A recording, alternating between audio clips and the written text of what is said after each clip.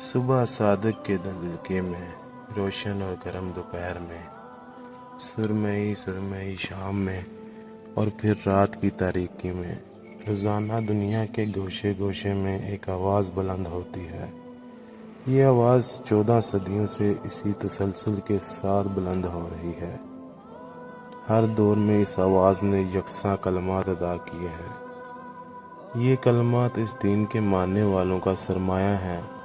ان کلمات میں وہ رعب و جلال ہے جو بڑے بڑے جابروں کے دلوں کو اسیر کر لیتا ہے۔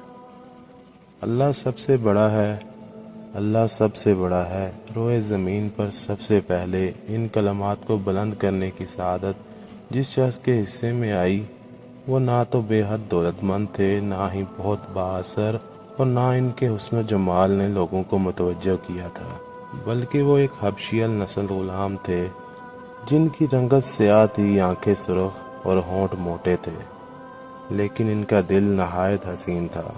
یہ غلام جنہیں اللہ نے عزت و شہرت کی بلندیوں پر فائز کیا، حضرت بلال بن رباح تھے۔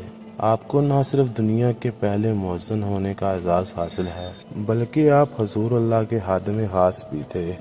آپ کی خوش نصیبی کا اندازہ اس بات سے لگایا جا سکتا ہے کہ رسول پاک صلی اللہ علیہ وسلم نے آپ کے بارے میں ارشاد فرمایا، بلال کس قدر اچھا آدمی ہے، وہ تمام مؤذنوں کا سردار ہے۔ بلال کی کنیت ابو عبداللہ تھی، والد کا نام رباح اور والدہ کا نام امامہ تھا۔ آپ حبشی نژاد غلام تھے۔ آپ مکہ میں پیدا ہوئے۔ آپ کی پرورش قریش کے مشہور قبیلے بنو جمح میں ہوئی۔ یہ عجیب اتفاق ہے کہ رسول اللہ صلی اللہ علیہ وسلم کے 3 مؤذنوں بلال، ابو محذورہ اور عمرہ ابن کلثوم نے مکے کے اسی قبیلے میں پرورش پائی۔ حضرت بلال حبشی مسجد نبوی صلی اللہ علیہ وسلم کے ہمیشہ مؤذن رہے۔ شروع میں وہ ایک کافر امیہ بن حلف کے غلام تھے۔ حضرت ابو بکر صدیق نے انہیں خرید کر آزاد کر دیا۔ اسلام لانے کے بعد انہیں طرح طرح کی تکلیفیں دی جاتی تھی۔ امیہ بن حلف جو مسلمانوں کا سخت دشمن تھا، ان کو سخت گرمی میں دوپہر کے وقت تپتی ہوئی ریت پر لٹا کر ان کے سینے پر پتھر کی بڑی سیل رکھ دیتا تھا تاکہ وہ حرکت نہ کر سکیں، مگر وہ اس حالت میں بھی احد احد کہتے تھے۔ انہیں مکہ کے لڑکوں کے حوالے کر دیا جاتا تاکہ وہ ان کو گلی کوچوں میں چکر دیتے پھریں اور یہ تھے کہ اللہ ایک ہے کی صدا لگاتے۔ اس کا انہیں یہ صلہ ملا کہ حضور اکرم اللہ کے دربار میں مؤذن بنے اور سفر حضر میں ہمیشہ اذان کی خدمت ان کے سپرد ہوئی۔ یہ کامل عشق و محبت کا جذبہ تھا جو بلال کو کسی وقت بھی اپنے محبوب آقا سے جدا نہ ہونے دیتا تھا۔ وہ حضور صلی اللہ علیہ وسلم کی ادنا سے ادنا تکلیف بھی برداشت نہ کر سکتے تھے اور ہمہ وقت خدمت بجا لانے کے لیے تیار رہتے تھے، خواہ حضور صلی اللہ علیہ وسلم انہیں وہ خدمت بجا لانے کا ارشاد فرماتے یا نہ فرماتے۔ سفر کے دوران میں جب دوپہر میں دھوپ شدت اختیار کر لیتی تو حضرت بلال بغیر کہے رسول اللہ صلی اللہ علیہ وسلم کے سر پر چادر تان دیتے۔ غزوات کے موقعوں پر وہ میدان جنگ سے کچھ دور ایک سائبان کھڑا کر دیتے جہاں سے حضور صلی اللہ علیہ وسلم جنگ کا نظارہ کرتے اور مناسب حال ضروری ہدایات دیتے رہتے تھے۔ جب تک جنگ جاری رہتی، بلال برابر میدان جنگ اور حضور صلی اللہ علیہ وسلم کے خیمے کے درمیان چکر لگاتے رہتے اور حضور صلی اللہ علیہ وسلم کے احکام اور ضروری ہدایات فوج تک پہنچاتے رہتے۔ جب رسول اللہ صلی اللہ علیہ وسلم فاتحانہ شان سے مکہ میں داخل ہوئے تو آپ صلی اللہ علیہ وسلم نے بلال کو حکم دیا کہ وہ کعبہ کی چھت پر کھڑے ہو کر اذان دیں۔ جس وقت بلال کی آواز فاتحہ مکہ میں گونجی اور اشہد ان لا الہ الا اللہ کے الفاظ ان کے منہ سے نکلے تو مشرکین کے دل رنج و عالم سے بھیگ گئے۔ ایک دفعہ عالم کشف میں رسول اللہ صلی اللہ علیہ وسلم کو جنت کا نظارہ دکھایا گیا اور آپ صلی اللہ علیہ وسلم نے اپنے آگے بلال کے قدموں کی آواز سنی۔ نماز کے بعد آپ صلی اللہ علیہ وسلم نے پوچھا، بلال تمہیں اپنے کس عمل کے نتیجے میں سب سے زیادہ ثواب ملنے کی امید ہے؟ کیونکہ میں نے جنت میں تمہارے قدموں کی آواز اپنے آگے سنی ہے۔ حضرت بلال کی کثر نفسی دیکھیں کہ اس وقت نہ انہوں نے اپنے زہد و قناعت کا ذکر کیا، نہ جہاد فی سبیل اللہ کا، نہ ان تکالیف و مصائب کا جو آپ کو راہ حق میں اٹھانی پڑی اور جنہیں آپ نے بڑے صبر و استقلال سے برداشت کیا، اور نہ اپنی اطاعت و فرما برداری کا، بلکہ صرف یہ کہا میں نے اسلام کے دوران کوئی ایسا غیر معمولی عمل نہیں کیا جس کی بنا پر میں بارگاہ خدا سے خاص ثواب کا مستحق ٹھہرایا جاؤں۔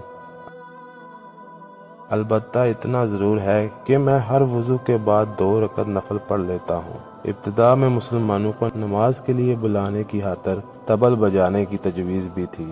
آغاز اسلام میں اذان کا وجود نہ تھا۔ مسلمانوں کا قبلہ خانہ کعبہ پایا اور اسلام نے بھی روز افزوں ترقی کرنی شروع کی تو مسلمانوں نے کوئی ایسا طریقہ سوچنا شروع کیا جس سے دور دور تک پھیلے ہوئے لوگوں کو نماز کے لیے اکٹھا کیا جا سکے۔ اذان کا حکم نازل ہونے سے پہلے رسول اکرم صلی اللہ علیہ وسلم کا ایک منادی کسی اونچی جگہ پر کھڑے ہو کر بلند آواز سے یہ الفاظ کہتا، الصلاۃ جامع، نماز کھڑے ہونے کا وقت آ گیا ہے۔ یہ آواز سن کر لوگ نماز کے لیے مسجد میں جمع ہو جاتے۔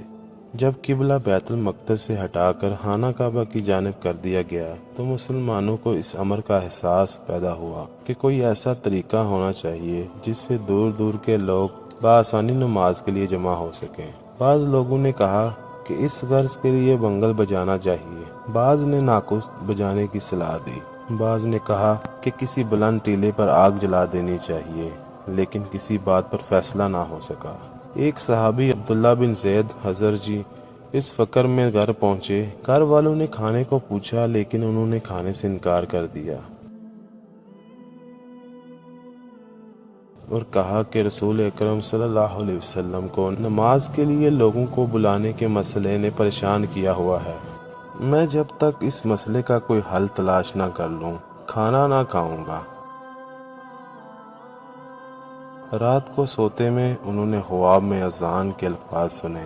آپ نے دیکھا کہ ایک شخص نے اذان کے الفاظ مسجد کی چھت پر کھڑے ہو کر بلند آواز سے کہے۔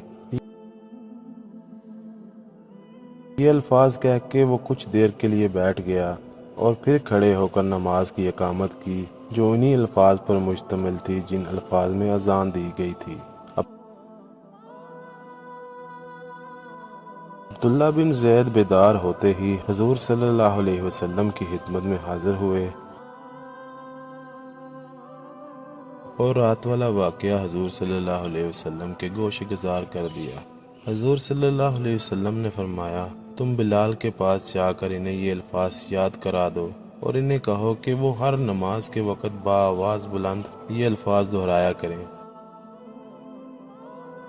جب پہلی بار حضرت بلال کی زبان سے یہ الفاظ نکل کر مدینہ کی فضا میں گونجے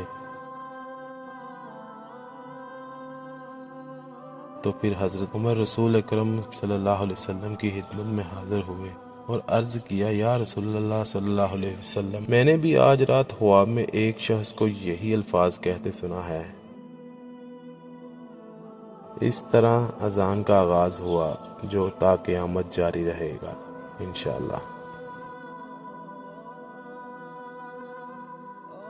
دوستو، آپ سے گزارش ہے ہمارے چینل کو لازمی سبسکرائب کریں، ویڈیو اچھی لگی ہو تو لائک، شیئر اور کمنٹ کریں تاکہ مزید ایسی اسلامک ویڈیو آپ تک آتی رہیں۔ شکریہ۔